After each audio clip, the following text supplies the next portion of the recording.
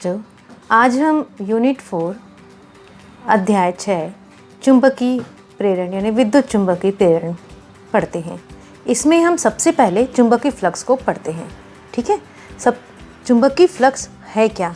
Actual में चुंबकीय flux किसी चुंबकीय क्षेत्र में, चुंबकीय क्षेत्र से मतलब है हम चुंबकीय क्षेत्र को चुंबकीय बल रेखाओं से इस तरह से हम प्रदर्शित करते हैं, तो वही चुंबकीय क्षेत्र को प्रदर्शित करता है। तो ये चुंबकीय बल रेखाएं इस प्रकार से, इस तरह से ये जा रही हैं। क्लियर?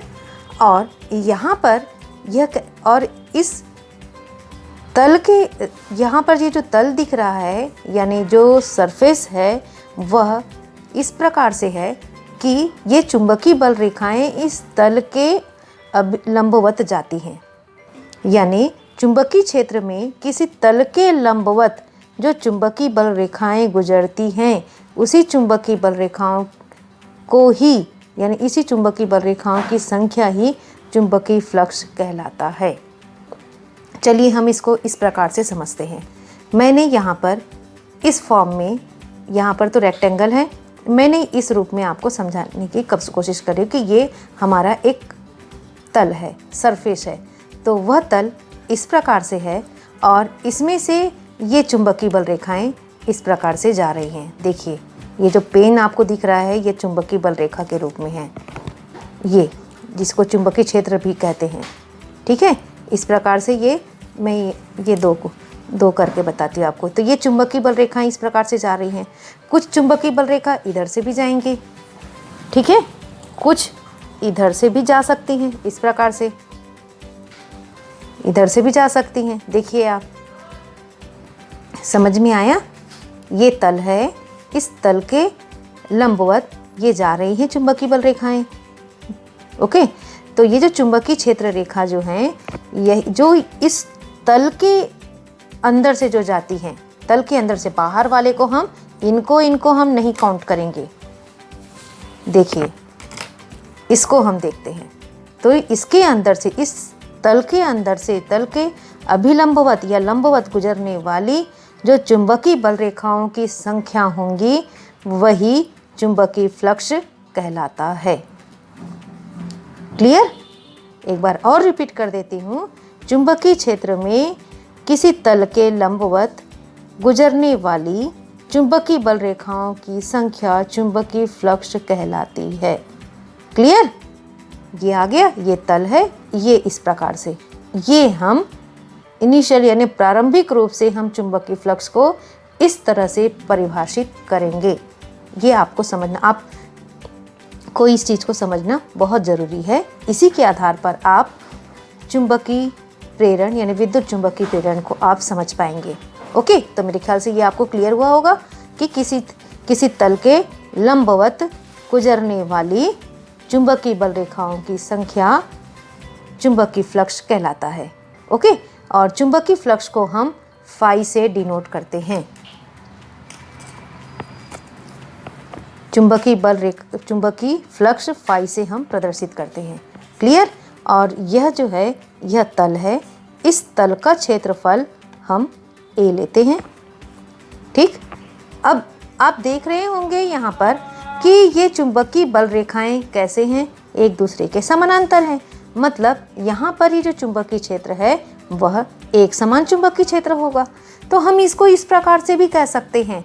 अगर हम चुंबकीय फ्लक्स को, इसके लिए अगर हम डेफिनेशन अगर निकालें तो उसके उस पॉइंट ऑफ व्यू से हम ये कह सकते हैं कि यदि एक समान चुंबकीय क्षेत्र में, चुंबकीय क्षेत्र बी में कोई तल इसके लंबवत रखा हुआ है, ओके, इस चुंबकीय क्षेत्र के लंबवत एक तल यहाँ पर रखा हुआ है।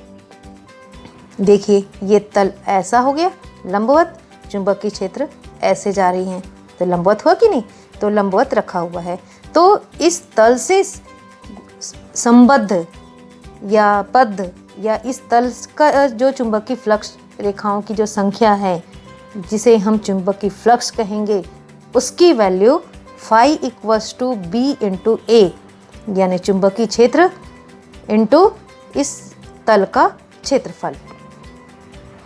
देखिए हम इस प्रकार से इसको phi equals to B into A लिख सकते हैं। ये फॉर्मूला होगा चुंबकीय फ्लक्स का। क्लियर? आगे हम ये देखते हैं, अगर इसी का हम सदिश रूप अगर लिखना चाहें, तो ये तो नॉर्मल था, सदिश रूप अगर लिखना चाहें तो हम इसको लिखेंगे phi equals to vector B dot vector a. Okay, तो दो सदिशों का यह अदिश गुणनफल है, तो फाई इस वजह से यह अदिश राशि होती है। क्लियर? अब डॉट ही क्यों लिया गया, ये मन में बात आती है, तो डॉट क्यों लिया गया इस चीज़ को हम अभी समझते हैं। चलिए हम देखते हैं यहाँ पर कि जब हम यहाँ पर चुंबकीय क्षेत्र अगर लंबवत ना हो करके ये इसके इस तल का, इस सरफेस का एक हम एरिया वेक्टर आप जानते हैं सदिश क्षेत्रफल, उस सदिश क्षेत्रफल के साथ थीटा कोण बनाता है, यानी थीटा कोण बनाते हुए यह झुकी हुई रहती है। मतलब यदि चुंबकीय क्षेत्र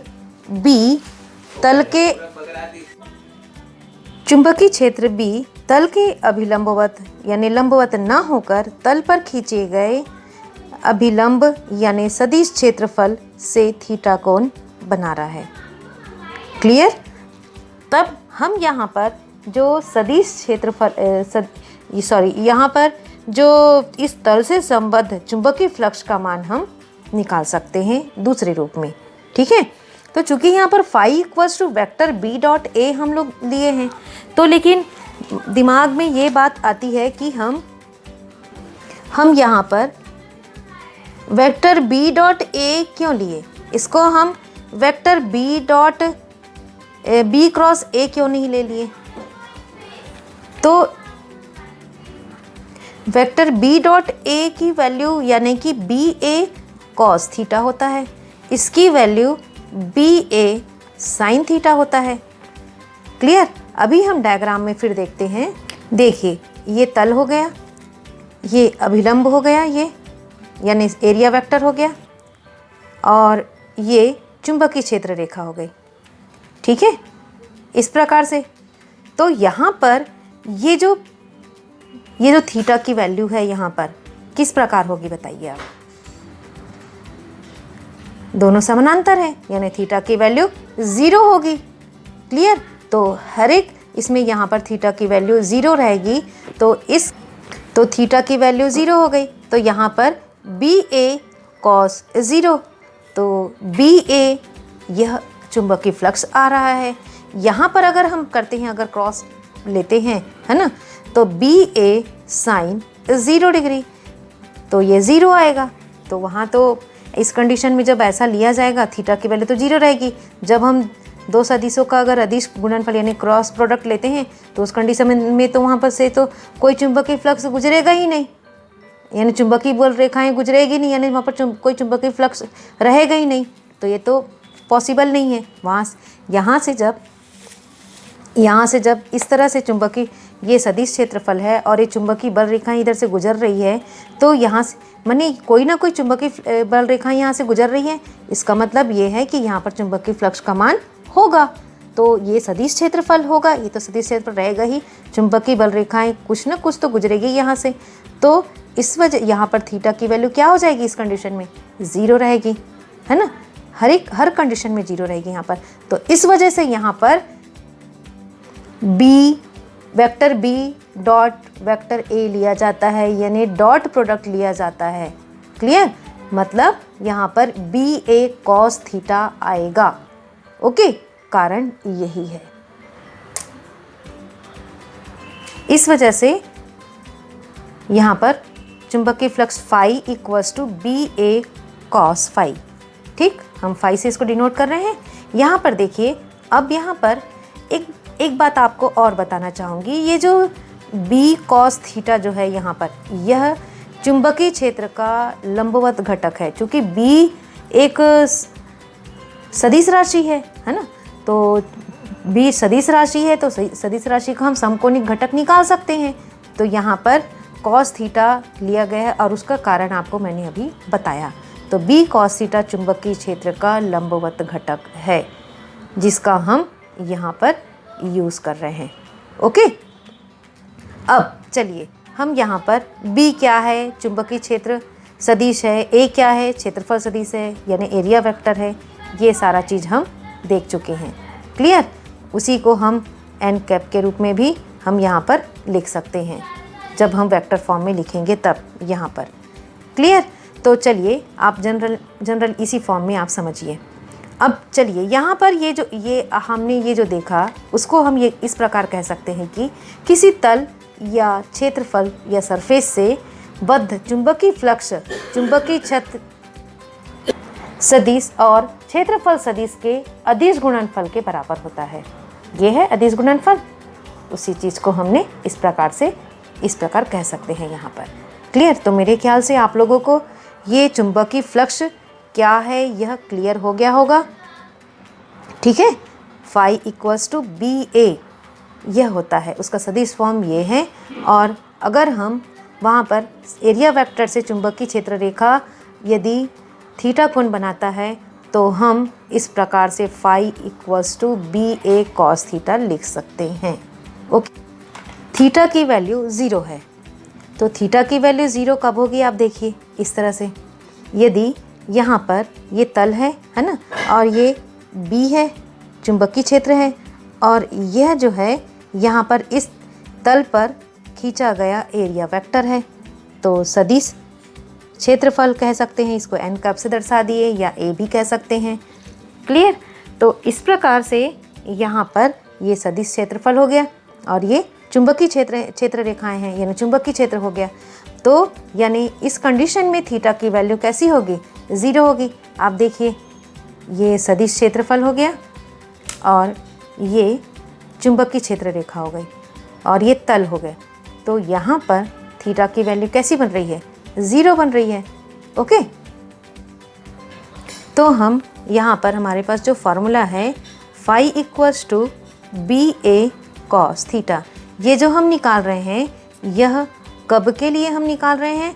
जब हम यहाँ पर चुंबकीय क्षेत्र जो है वह समान है उस कंडीशन के लिए हम निकाल रहे हैं ना। मैंने ये जो ऊपर में बताया आपको एक एक्स्ट्रा जानकारी के लिए बताया है। तो यहाँ पर हम थीटा की वैल्यू 0 रखते हैं, तो थीटा की वैल्यू 0 रखते हैं तो बी ए कॉस 0 की वैल्यू 1, तो फाई की वैल्यू हमको बी ए के रूप में मिल रही है। और यह क्या होती है? यह अधिकतम मान है इसका। तो यानी हम ये कह सकते हैं जब चुंबकीय क्षेत्र के अभिलंब, चुंबकीय क्षेत्र तल के अभिलंब होता है, तल के अभिलंब के लंबवत होता है।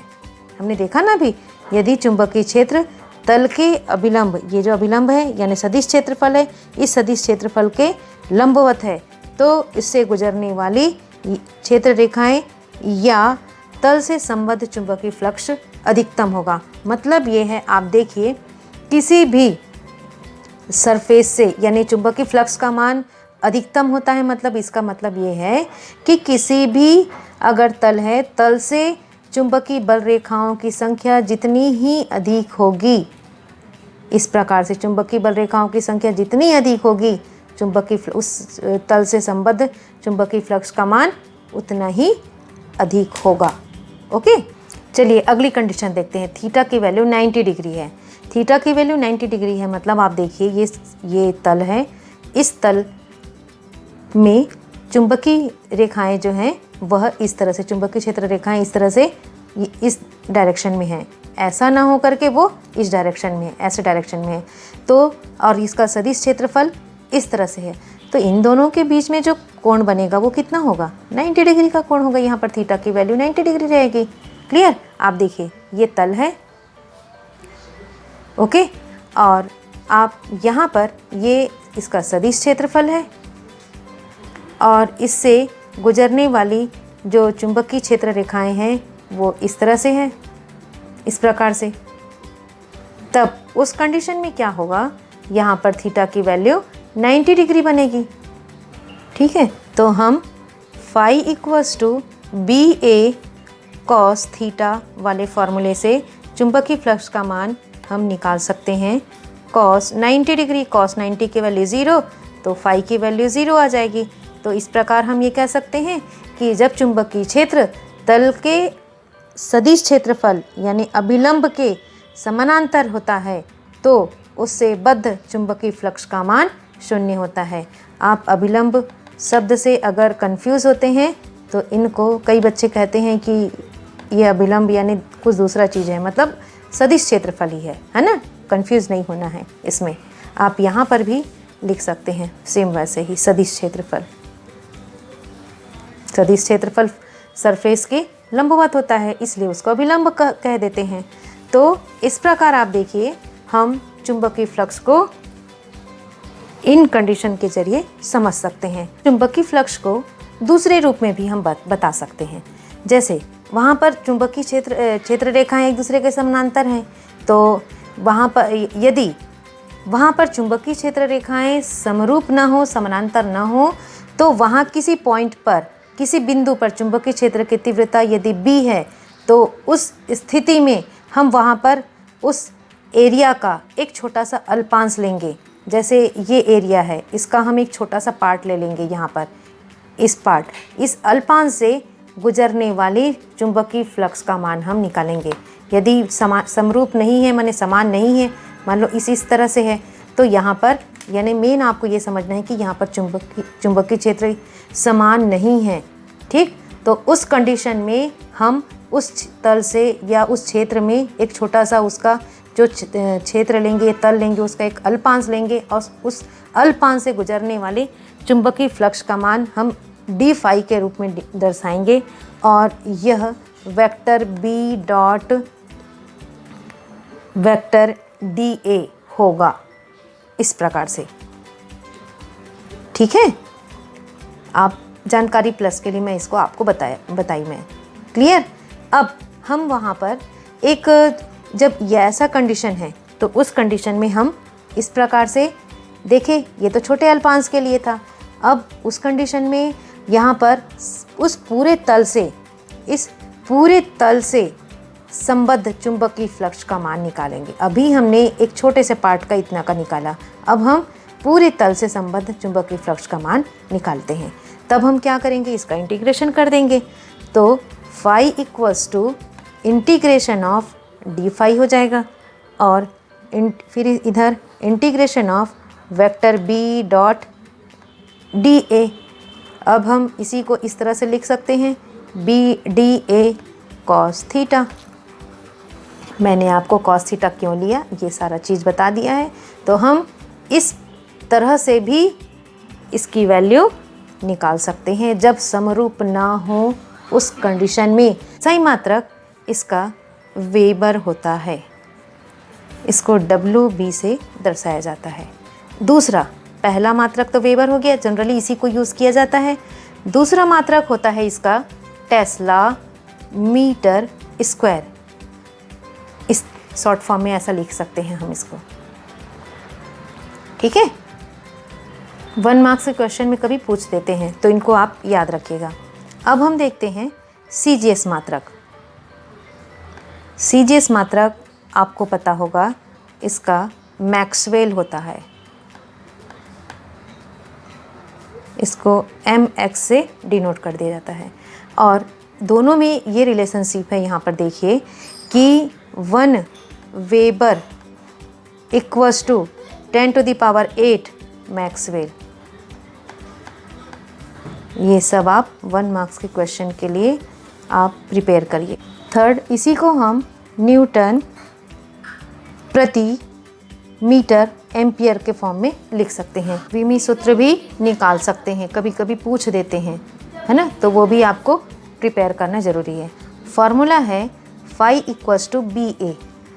तो यहाँ पर आप देखिए हम एक फार्मूला पढ़े थे F इक्वल्स टू QVB, यहाँ से भी हम इसको कर सकते हैं, F इक्वल्स टू ILB से भी कर सकते हैं।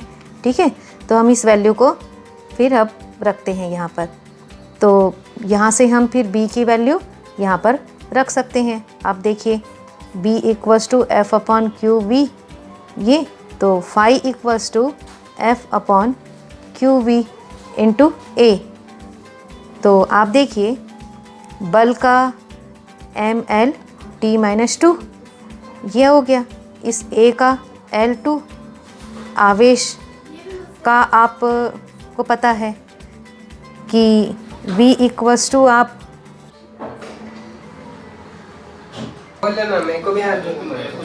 I इक्वल्स टू Q/T से इसको कर सकते हैं। तो Q equals to I into T, यहाँ से I का क्या हो जाएगा, एम्पियर हो जाएगा, इसका टाइम का T हो गया। ठीक है, I का पता है ना, विद्युत धारा का आवेश प्रवाह की दर, तो वहाँ से हम ये निकाल सकते हैं। तो ये हो गया। और V आपको पता होगा LT-1। फिर जब आप इनको आप सॉल्व करते हैं तो फाई इक्वल्स टू m ये रह जाएगा। आप देखिए यहाँ पर ये 0 हो गया, बचेगा क्या, L2।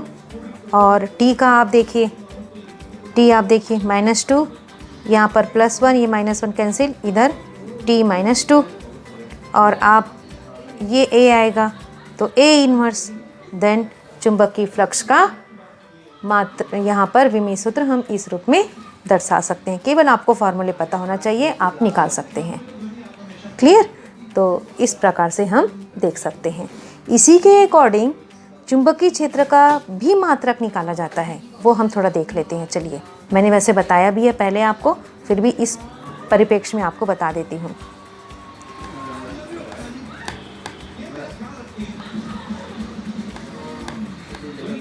देखिए, हमारे पास चुंबकीय फ्लक्स का फॉर्मूला क्या है, phi equals to B into A, then B equals to हम फाई अपॉन ए लिख सकते हैं। आप देखिए, फाई का मात्रक वेबर और ए का मात्रक मीटर स्क्वायर, ये क्षेत्रफल है तो मीटर स्क्वायर। तो देखिए, बी का मात्रक क्या हो जाएगा, चुंबकीय क्षेत्र की तीव्रता का मात्रक वेबर प्रति मीटर स्क्वायर, ये हम पढ़े हैं। क्लियर? और इसी को क्या कहा जाता है, चुंबकीय फ्लक्स घनत्व कहा जाता है। चुंबकीय क्षेत्र, इसको हम चुंबकीय क्षेत्र तो कहेंगे ही, उसी के साथ साथ यह कहलाता है चुंबकीय फ्लक्स घनत्व, यानी प्रति एकांक क्षेत्रफल में चुंबकीय बल, चुंबकीय फ्लक्स का जो मान होगा वह चुंबकीय फ्लक्स घनत्व कहलाता है। क्लियर? तो इस वजह से चुंबकीय फ्लक्स घनत्व का भी मात्रक यह वेबर प्रति मीटर स्क्वायर, और चुंबकीय क्षेत्र का भी मात्रक हम वेबर प्रति मीटर स्क्वायर लिख सकते हैं। ठीक, फिर से बता देती हूँ मैं, चुंबकीय फ्लक्स प्रति एकांक क्षेत्रफल चुंबकीय फ्लक्स घनत्व कहलाता है।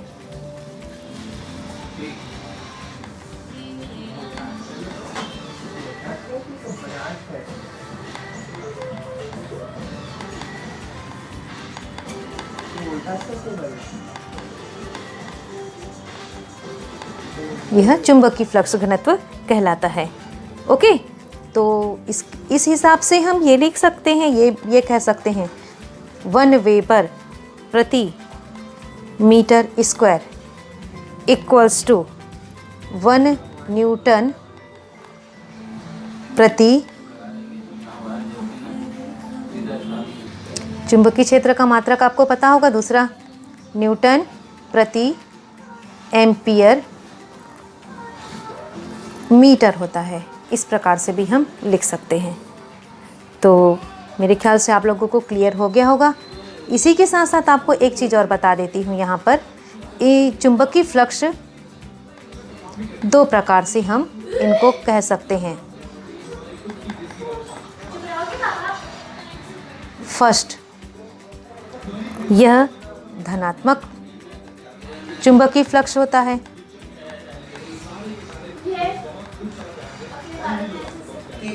और दूसरा ऋणात्मक चुंबकीय फ्लक्स।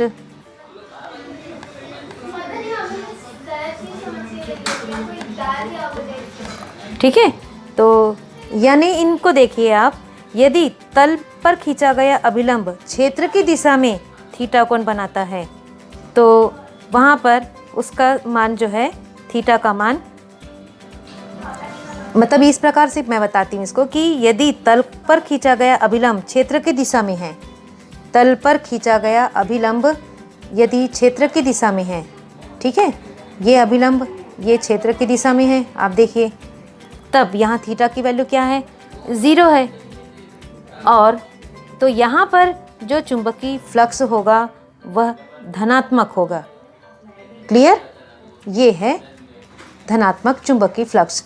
अब यदि अभिलंब की दिशा क्षेत्र की दिशा के विपरीत है, मान लो क्षेत्र की दिशा इधर है और अब ऐसा है, क्षेत्र की दिशा सपोज ऐसा है, और ये क्या है, ये वाला अभिलंब यानी एरिया वेक्टर, इसकी दिशा इस तरह से है, दोनों की दिशा विपरीत है, यानी 180 डिग्री का एंगल बनेगा यहाँ पर।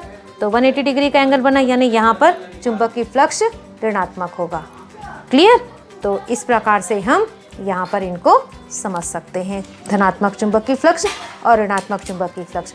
धनात्मक चुंबकीय फ्लक्स यानी सदिश क्षेत्रफल, तल के सदिश क्षेत्रफल यानी अभिलंब और चुंबकीय क्षेत्र रेखा दोनों की दिशा अगर समान है तो थीटा की वैल्यू 0 होगी, यानी चुंबकीय फ्लक्स धनात्मक होगा। यदि सदिश क्षेत्रफल और चुंबकीय क्षेत्र रेखा ये दोनों विपरीत होंगी तो वहाँ पर ऋणात्मक चुंबकीय फ्लक्स होगा। ओके, हम उनके मान निकालें तो धनात्मक चुंबकीय फ्लक्स यानी ये हम थीटा इक्वल्स टू 0 ले सकते हैं। क्लियर? और इस फॉर्मूले से phi equals to B A cos 0, cos theta की वैल्यू हम कॉस 0 रख दिए तो phi equals to B A मिलेगा, यह धनात्मक मिलेगा। तो इस वजह से यहाँ पर जो चुंबकीय फ्लक्स है वह धनात्मक चुंबकीय फ्लक्स होगा, यानी तल पर खींचा गया सदिश क्षेत्रफल चुंबकीय क्षेत्र की दिशा में है तो थीटा की वैल्यू 0 और चुंबकीय flux phi equals to B A. Clear? यानी पॉजिटिव में आया। अब ऋणात्मक चुंबकीय फ्लक्स को देखते हैं। मान लो उनके आंकिक मान अगर निकालना चाहें तो थीटा की वैल्यू यहाँ पर दोनों एक दूसरे के विपरीत हैं, यानी जो सदिश क्षेत्रफल और चुंबकीय क्षेत्र रेखा दोनों एक दूसरे के विपरीत हैं, यानी थीटा की वैल्यू 90 डिग्री होगी। तो चुंबकीय फ्लक्स का मान हम इस फार्मूले से phi equals to B A cos theta से हम थीटा की वैल्यू 180 डिग्री रखें तो हमको कॉस 180 की वैल्यू -1, तो phi equals to minus B A, यहाँ पर ऋणात्मक मान मिल रहा है, यानी ऋणात्मक चुंबकीय फ्लक्स होगा। ठीक है, आपको क्लियर हो गया होगा। मैंने इसको फिर से आपको इस तरह से उनके मान निकाल कर भी बता दिया, तो आशा करती हूँ कि आप लोगों को समझ में आया होगा। ठीक है, थैंक यू।